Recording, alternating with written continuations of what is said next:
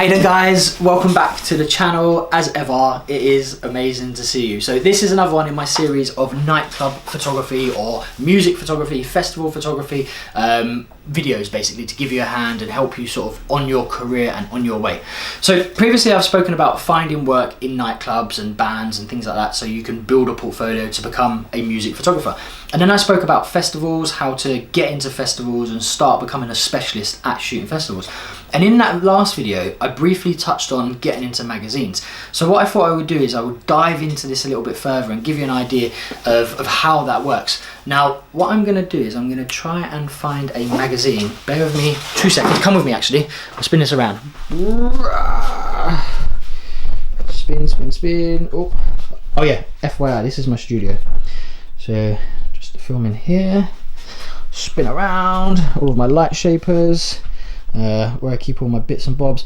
That guy there is a poster I shot for Nanguang, which is pretty cool. Loads of Nanguang equipment all over the place, as you can see, which is great. Now, what I want to show you, and you got to excuse my fiance's pink Crocs. Hey, living the dream. So in magazines themselves hold the secret to getting into magazines, which you're thinking, what the hell is that about? So within all magazines, what you will find, and I'll just pull a magazine out, I'll flip through a few pages, and in all magazines, I don't know if you can see this, in every single magazine, this is just a photography magazine, okay? Contact us. What do you think that means? So we've got editorials, we've got advertising, we've got publishing, we've got licensing and syndicates, we've got getting access to back issues. In all of those, there will be someone to contact. Our editor, okay, amazing, editorial, contributor. Those guys and their email addresses are how you get in contact with magazines to potentially work with magazines. So if you are shooting music and you're getting into shooting music, let's spin this back around. Spin, spin, spin, spin, spin, spin. I'm gonna leave that like that. So if you're a music photographer and you want to shoot music and you want to help build your profile as best you possibly can, one of the best things you can possibly do is, I think that's a little bit screwed up, let me take it up. One of the best things you can possibly do, oh shit, excuse my language, there we go. Yeah, so one of the best things you can possibly do is get published in a magazine that specialises in the genre of music that you specialise in. So for instance, I started working with DJ Mag, and then over time that relationship sort of come to an end. I started working with Mix Mag. But how did I get into DJ Mag? Well, I was a regular reader of DJ Mag, I was always reading it, and then it was a case of, okay, I want to work for these guys, how do I get in contact with them? First few pages in, a list of all the editors. So what I basically done is I contacted all the editors, and at first I didn't really get anywhere. I was like, I weren't getting anywhere at all.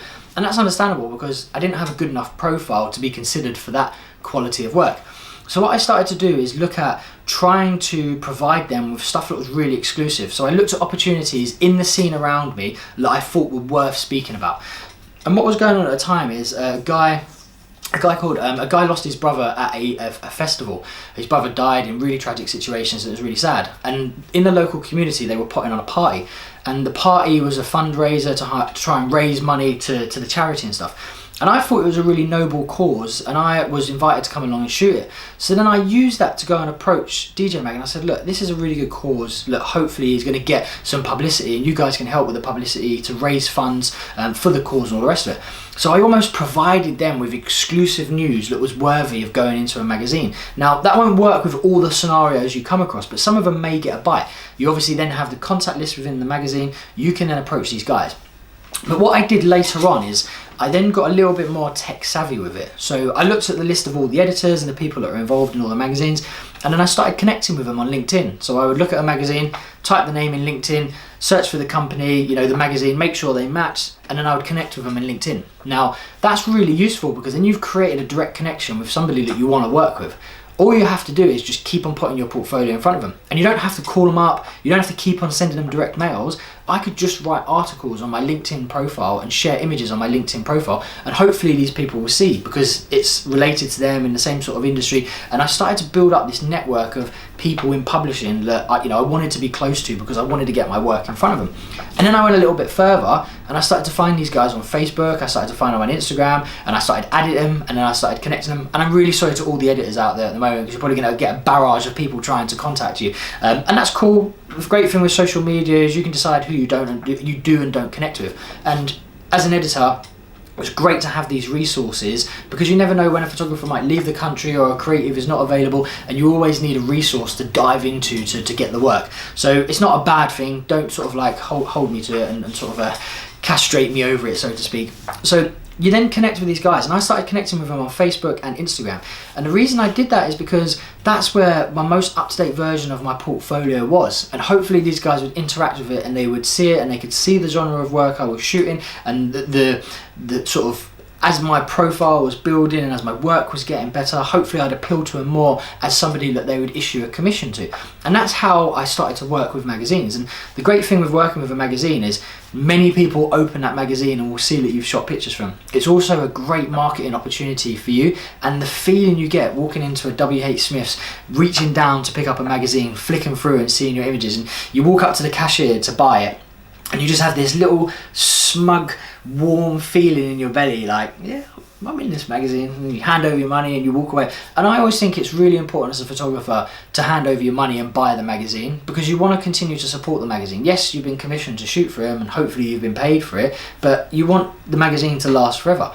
And I also think as well, to work for magazines, you have to have been a reader. You have to have sat there and read. And I've bought many editions of Mix Mag, many editions of DJ Mag, because I'm into the scene that I want to shoot. And that's one of the things that are really important. If you want to shoot for a magazine in a specific genre, be an expert in that specific genre. If you're, for instance, if I went knocking on a rock magazine's door and be like, hey, yeah, I'm a music photographer, can I come and take pictures for you? They'd laugh at me, because I just don't understand enough about the industry. So it's really important for you to identify the right type of magazines that you could potentially work for. And also, don't be disheartened when you get no's, because you will get a lot of no's. And the reason you get no's is probably because they've got real confidence in their list of photographers. Nothing has ever really changed massively for them, so they don't need to reach out and grab another one.